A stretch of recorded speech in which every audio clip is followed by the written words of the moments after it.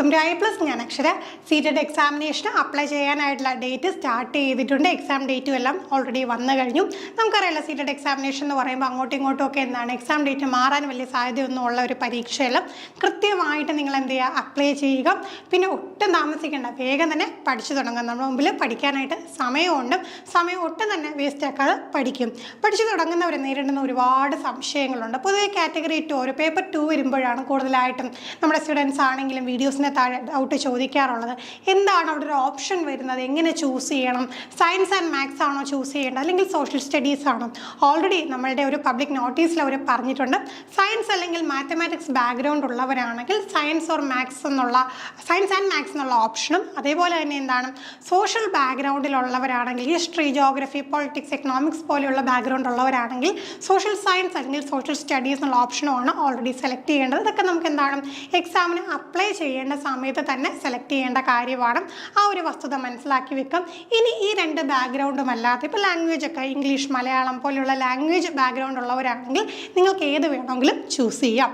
അപ്പം എപ്പോഴാണ് പരീക്ഷാ ഹാളിൽ പോയിരുന്ന് ചൂസ് ചെയ്യുന്ന പരിപാടിയെല്ലാം അപ്ലൈ ചെയ്യുന്ന സമയത്ത് തന്നെ കൃത്യമായിട്ട് എന്താണ് നമ്മുടെ ഓപ്ഷൻ കറക്റ്റായിട്ട് സെലക്ട് ചെയ്യാം. അതനുസരിച്ച് പഠിച്ച് തുടങ്ങാം.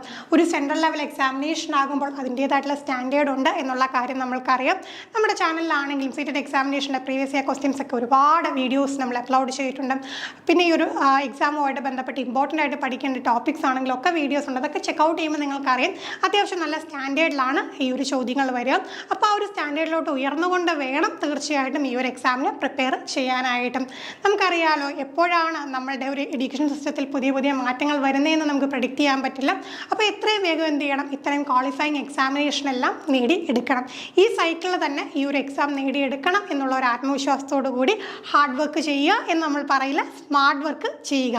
വാരി വലിച്ച് പഠിക്കാനായിട്ടുള്ള സമയം നമ്മുടെ മുമ്പിലില്ല. കൃത്യമായിട്ട് എന്ത് ചെയ്യുക, ഹാർഡ് വർക്കിന് പകരം സ്മാർട്ടായിട്ട് വർക്ക് ചെയ്തുകൊണ്ട് ഒരു ക്വാളിഫയിങ് എക്സാമിനേഷൻ മാത്രമാണ്, മറ്റാരുടെ മാർക്ക് നമ്മളെ ബാധിക്കുന്ന കാര്യമല്ല. അപ്പോൾ ഒരു കട്ട് ഓഫ് കടക്കാൻ വേണ്ടിയിട്ട് നിങ്ങൾ വർക്ക് ചെയ്യുക. നിങ്ങൾക്ക് എല്ലാ സപ്പോർട്ടും പ്രൊവൈഡ് ചെയ്യുന്നതുകൊണ്ട് നമ്മുടെ ഐ+ൻ്റെ ക്ലാസ്സുകൾ അവൈലബിൾ ആണ്. ഇപ്പോൾ സ്പെഷ്യൽ ഓഫറും വന്നിട്ടുണ്ട്. അപ്പോൾ ഓഫർ എന്ന് പറഞ്ഞാൽ വളരെ ചെറിയൊരു ഫീല്, ഏറ്റവും അഫോർഡബിൾ ആയിട്ടുള്ള ഫീലാണ് നമ്മൾ കോഴ്സ് പ്രൊവൈഡ് ചെയ്യുന്നത്. മുമ്പ് കേറ്ററ്റിലാണെങ്കിലും ഇത്തരത്തിൽ നമ്മൾ ഇടയ്ക്ക് എന്താണ് ഓഫേഴ്സ് വെക്കാറുണ്ട്. നല്ല രീതിയിൽ പലരും യൂട്ടിലൈസ് ചെയ്യാറുണ്ട്. ഫിനാൻഷ്യൽ പ്രോബ്ലം കൊണ്ട് എനിക്കൊരു കോച്ചിങ് എടുത്ത് പഠിക്കാൻ പറ്റില്ല എന്ന് ഓർത്ത് വിഷമിച്ചിരിക്കുന്നവർക്കും ഒരുപാട് ഹെൽപ്ഫുൾ ആവുന്ന രീതിയിലാണ് അത്ര അഫോർഡബിൾ ആയിട്ടുള്ള ഫീല് നമ്മൾ കോഴ്സുകൾ അവൈലബിൾ ആക്കുന്നത്. സ്പെഷ്യൽ ഓഫേഴ്സും വരാറുണ്ട്. അപ്പോൾ ഈ അവസരം നിങ്ങൾ നല്ല രീതിയിൽ പ്രയോജനപ്പെടുത്തുക. വളരെ ലിമിറ്റഡ് സീറ്റ്സ് മാത്രമാണ് ഓഫർ പ്രൈസിൽ നമ്മൾ പ്രൊവൈഡ് ചെയ്യുന്നത്. എന്തെങ്കിലും ഡീറ്റെയിൽസ് അറിയണമെന്നുണ്ടെങ്കിൽ തീർച്ചയായിട്ടും എന്ത് ചെയ്യുക, നമ്മുടെ ബോർഡ് നമ്പറിൽ കോൺടാക്ട് ചെയ്യും. അപ്പം നല്ല രീതിയിൽ പ്രിപ്പയർ ചെയ്യാം. മറ്റൊരു വീഡിയോയുമായി നമുക്ക് വീണ്ടും കാണാം. താങ്ക്